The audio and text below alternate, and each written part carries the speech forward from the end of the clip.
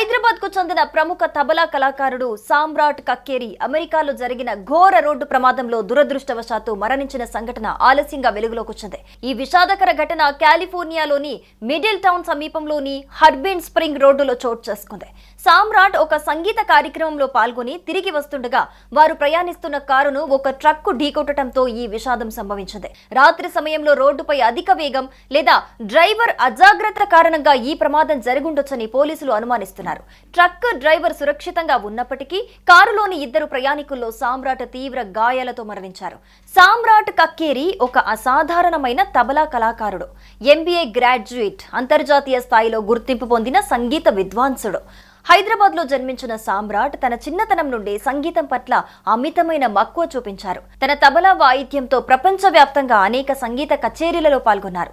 భారతీయ సంగీతాన్ని అంతర్జాతీయ వేదికలపై ఆవిష్కరించారు. 15 సంవత్సరాల క్రితం అమెరికాకు వలస వెళ్లిన సామ్రాట్ అక్కడ స్థిరపడి ఒక అమెరికన్ మహిళను వివాహం చేసుకున్నారు. వారికి ఒక చిన్నారి కుమార్తె ఉంది. ఆమె ఇప్పుడు తండ్రి లేని లోటును ఎదుర్కొంటోంది.